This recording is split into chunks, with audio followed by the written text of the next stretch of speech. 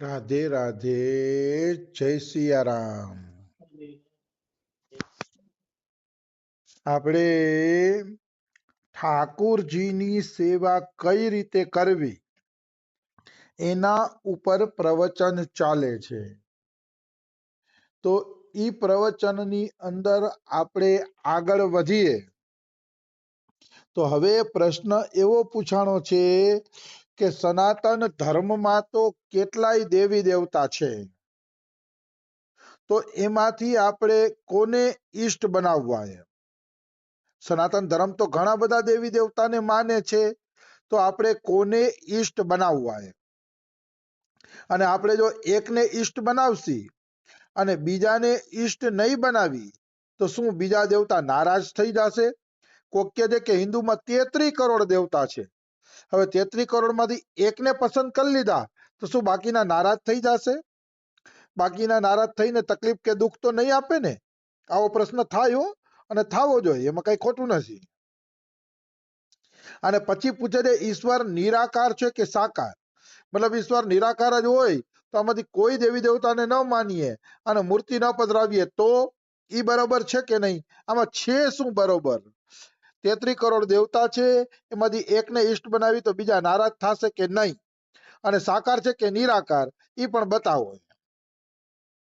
તો એનો જવાબ છે કે આપણા સનાતન ધર્મમાં ઈશ્વર કોટીના 5 દેવતાઓ માનવામાં આવે છે. શિવ એટલે મહાદેવજી, શક્તિ એટલે દુર્ગા, કાલી, બધી શક્તિ, ગણેશ એટલે ગણેશ ભગવાન, વિષ્ણુ એટલે વિષ્ણુમાં રામ, કૃષ્ણ, નરસિંહ, વામન, બધાય ભગવાનના અવતાર આવી ગયા વિષ્ણુની અંદર. અને છેલ્લે છે સૂર્ય ભગવાન. શિવ, શક્તિ, ગણેશ, વિષ્ણુ અને સૂર્ય, આ 5 તત્વોને આપણા હિન્દુ ધર્મમાં દેવતા માનવામાં આવે છે. એમાં વિષ્ણુના અવતાર છે રામજી અને કૃષ્ણજી. એટલે ભગવાન વિષ્ણુ ત્રેતામાં રામજી બને છે, દ્વાપરમાં કૃષ્ણ બનીને આવે છે. એટલે વિષ્ણુ ભગવાનનું જૂનું નામ રામ છે અને નવું નામ કૃષ્ણ છે. મતલબ ખાસ વાત ઈ છે કે આ 5 જે દેવતા અલગ અલગ દેખાય છે એ વાસ્તવમાં તત્વથી એક જ છે, અલગ અલગ નથી. એટલે આમાંથી જે તમને પ્રિય લાગે એ પ્રિય લાગે એની હારે સંબંધ જોડીને તમે ભજન કરી શકો છો. એક વાત યાદ રાખજો, કૃષ્ણ હારે સંબંધ જોડીને ભજન કરાય એવી માન્યતા ખોટી છે. સૂર્ય હારે સંબંધ જોડી શકો, રામ હારે જોડી શકો, મહાદેવ હારે જોડી શકો, બધા હારે સંબંધ ભક્તિ કરી શકાય છે. આ હું દાવા સાથે કહું છું, એમાં કોઈ એટલે કોઈ શંકા નથી. એટલે આજે ઈશ્વર કોટીના 5 દેવતાઓ છે, એમાં ગમે એની હારે તમે સંબંધ જોડી અને ભજન કરી શકો છો. બધાયનું લક્ષ્ય એક જ છે, પ્રભુ પ્રાપ્તિ. બધાયને એક જ પ્રભુની પ્રાપ્તિ થશે. જે આવા તત્વજ્ઞાનથી હાલશે એને પછી કોઈ ઝંઝટ રહેશે નહીં. 5 માંથી ગમે એને તમે ભગવાન બનાવી શકો છો. હવે પ્રશ્ન એ થાય કે આ 5 વસ્તુ તત્વથી એક છે એ કેવી રીતે માનવું? તો જુઓ, હું તમને એનું ઉદાહરણ આપું એટલે તમને ખબર પડે કે આ 5 તત્વથી એક જ છે. રામકૃષ્ણ પરમહંસ એમ કહેતા હતા કે એક સાધુ મહારાજ હતા અને એ તીર્થયાત્રા કરવા માટે નીકળ્યા.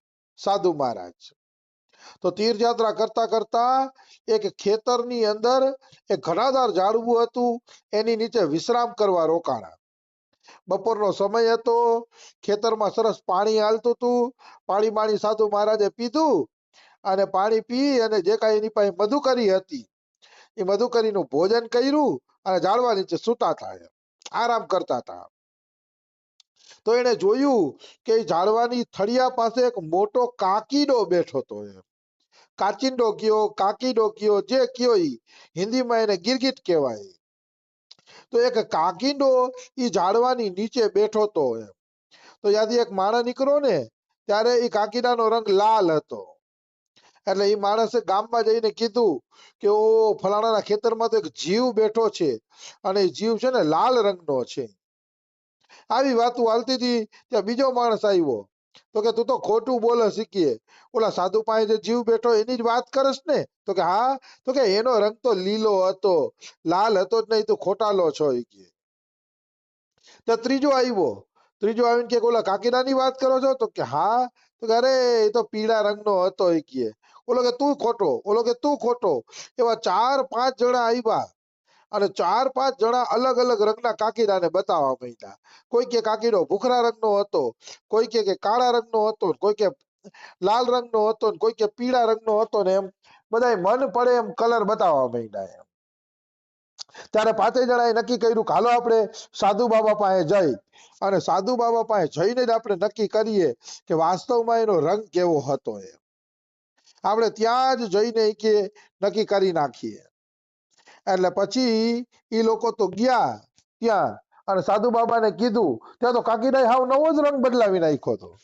એટલે કે છે લાલ હતો રંગ, આનો પીળો હતો, આમ કેમ થઈ ગયો, આમ બાજતા હતા બધાય. બાજતા હતા ને ત્યારે સાધુ બાબાએ કીધું કે ભાઈ તમે 5 જણા સાચા છો એ કે. તું આવ્યો ત્યારે પીળો રંગ હતો, તું આવ્યો ત્યારે લાલ હતો, તું આવ્યો ત્યારે ભૂખરો હતો એ કે. આ એક જ પ્રાણી બધાય રંગ બદલે છે. પ્રાણી એકના એક જ છે, બધાય પ્રાણી બધા આ જ પ્રાણી રંગ બદલે છે. પ્રાણી એકનું એક છે, રંગ અલગ અલગ છે. તો કે સાધુ બાબા તમને કેમ ખબર પડી? તો કે તમે તો એક વાર જોઈને નીકળી ગયા અને મેં આના બધાય રંગ જોયા છે. એટલે જેને ભગવાનના બધાય રંગ જોયા હોય ને એવા તત્વદર્શી મહાપુરુષનો સંગ કરવો જોઈએ. નકર તો તમને રાગદ્વેષ ફેલાવી દેશે. કૃષ્ણ ઊંચો ને રામ ઊંચો ને શિવ ઊંચા ને મહાદેવ ઊંચા ને રાગદ્વેષ સિવાય કાંઈ રહેશે નહીં. એટલે જે તત્વદર્શી મહાપુરુષ છે એવા તત્વદર્શી મહાપુરુષોનો સંગ કરવો જોઈએ કે જેણે કાકીડાના બધાય રંગ જોયા હોય. જો અહીંયા હું બોલી ગયો એમાં માણસો ભડકશે. મેં અહીંયા એમ કીધું કે વિષ્ણુ ભગવાનના અવતાર છે રામ અને કૃષ્ણ, આમાંય ઘણા ભડકશે કે કૃષ્ણ તો સ્વયં ભગવાન છે ને વિષ્ણુ તો એના આમ છે ને ફલાણું ને. અરે ભાઈ સાચી વાત છે, કૃષ્ણ પૂર્ણ પુરુષોત્તમ પરમેશ્વર છે, હું માનવા તૈયાર છું. પણ વિષ્ણુ ને કૃષ્ણ અલગ નથી. વિષ્ણુના અવતાર કૃષ્ણ કયો કે કૃષ્ણમાંથી વિષ્ણુ નીકળ્યા, બે એક જ છે. તત્વથી કોઈ ભેદ નથી, ભગવાન એક જ છે. પેલા ઈંડું હતું કે પેલા મુરગી હતી એનો જવાબ કોઈ પાસે નથી. પેલા વૃક્ષ હતું કે પેલા બીજ હતું એનો જવાબ સંસારમાં કોઈ પાસે નથી. એમ પેલા કૃષ્ણ હતા કે વિષ્ણુ હતા, પેલા રામ હતા કે વિષ્ણુ હતા, એનો જવાબ કોઈ પાસે નથી. શાસ્ત્રમાં વાંચી વાંચીને બધા માથાપચ્ચી કરે છે. તત્વથી કોઈ પાસે જવાબ નથી, કારણ કે આના જવાબ ન હોય. કારણ કે આ બધું આદિ અનાદિ છે.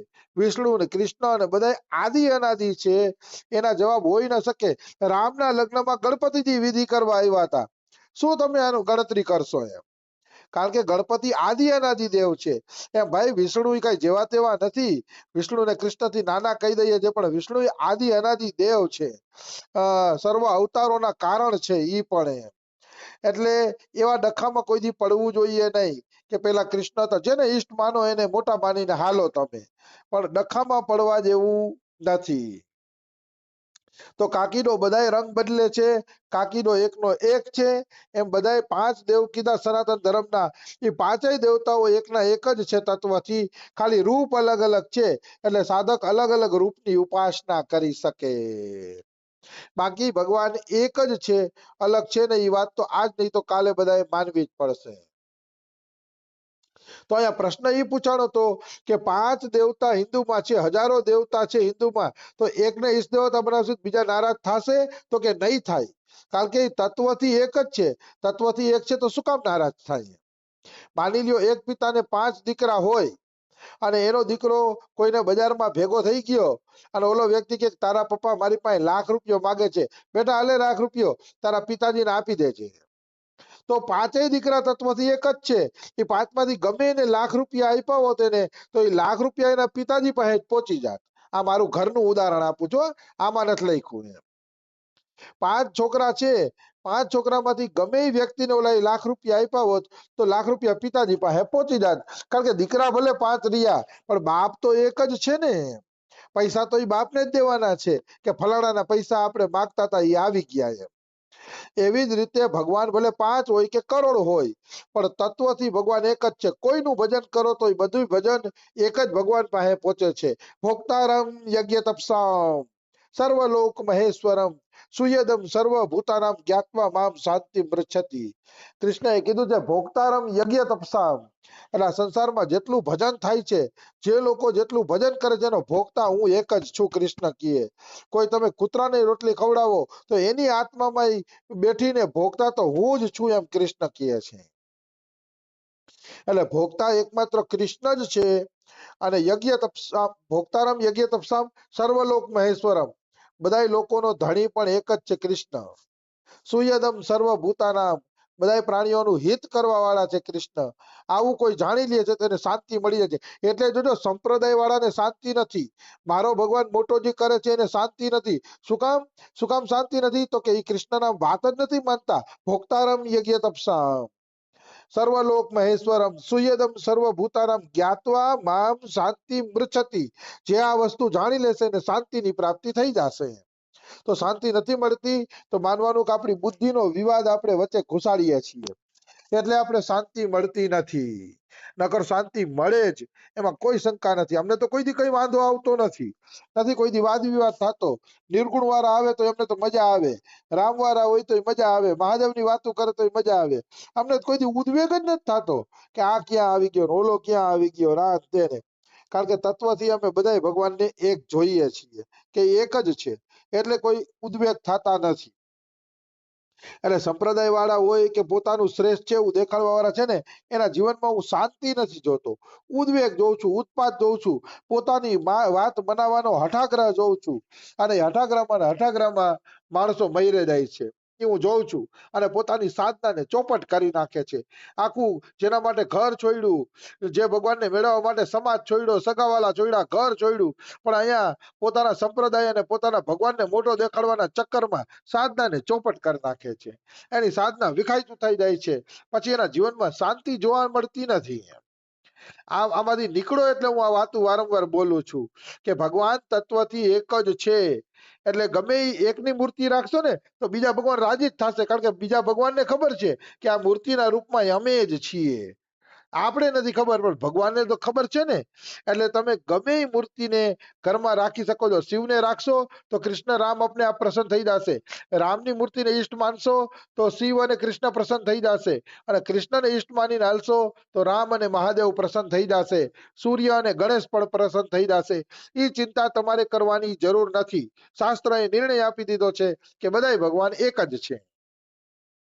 તમે તો જે રૂપમાં પ્રીતિ થાય એ રૂપને ઘરે લઈ આવો. જે ભગવાનનું રૂપ તમને અતિશય પ્યારું લાગે એ ભગવાનને ઘરે લઈ આવો અને સેવા પૂજા કરો. બીજાની અપેક્ષા ના રાખો. આનું નીચું, આનું મોટું, આનું ઊંચું, આન તેને, એ ચક્કરમાં તો પડો જ નહીં. પોદારજીએ કીધું કે જે બીજાની સાધના જોવાના ચક્કરમાં પડે છે ને એ પોતાની સાધના ખોઈ બેસે છે. ઓલા નામ કરવું જોઈએ, ઓલા નામ કરવું જોઈએ, ઓલા અંદર આ ભૂલ છે, આની અંદર આ ભૂલ છે. જે લોકો આવા વિચાર વાયુમાં ચડી જાય છે એ પોતાની સાધના ખતમ કરી નાખે છે. પછી એની સાધના આગળ હાલી શકતી નથી. કારણ કે બીજાને જોવે નહીં, કોઈથી પોતાને ન જોઈ શકે. પોતાના દોષ એને દેખાય જ નહીં. અને જે બીજા તરફ આંગળી ચીંધે ને 3 આંગળી એની તરફ રહે છે. એટલે બીજા તરફ આંગળી ચીંધતા પહેલા વિચારવાનું કે ભાઈ આપણી સાધના ક્યાં છે. આપણી સાધનામાં આપણે હજારો ભૂલો કરતા હોય છીએ તો અહીંયા બીજાને આંગળી ચીંધવાનો પ્રશ્ન જ ક્યાં રહ્યો એમ. એટલે ક્યારેય બીજાની સાધના તરફ નજર ન કરવી. બીજા શું કરે, હા કોઈની હારી સાધના થતી હોય અને હારી સાધનામાંથી પ્રેરણા લ્યો તો વાંધો નહીં હો, પણ કોઈની સાધનામાં અવગુણ નહીં જોવાના. અરે ફલાણો તો ભટકે રાખે છે, સેવા જ કરીને રાખે છે, નામની મહત્વ સમજતો નથી, નામ નહીં કરે તો કેદી ભગવાન મળશે. એવી કોઈ દી દોષ દ્રષ્ટિ કરવી નહીં. સેવાવાળો પણ આગળ નીકળી શકે છે. એટલે એવી કોઈ દી દોષ દ્રષ્ટિ કરવી જોઈએ નહીં. હા કોઈના ગુણ જોવા હોય તો લઈ શકાય કે ભાઈ આટલું ભજન કરે છે તો હું પણ આટલું ભજન કરું, આ લાખ નામ જપ કરે છે તો હું પણ લાખ નામ જપ કરું. આ એવું કંઈક વળી વિચારો તો વાંધો નથી, તો સારી વાત છે. બાકી બધું બેકાર છે. આવી વસ્તુ છે. તો આ સમય થઈ ગયો છે. આ પ્રશ્ન તો બહુ મોટો લાંબો છે પણ સમય થઈ ગયો છે એટલે બીજું આપણે કાલે લેશી. રાધે રાધે, જય સિયા રામ.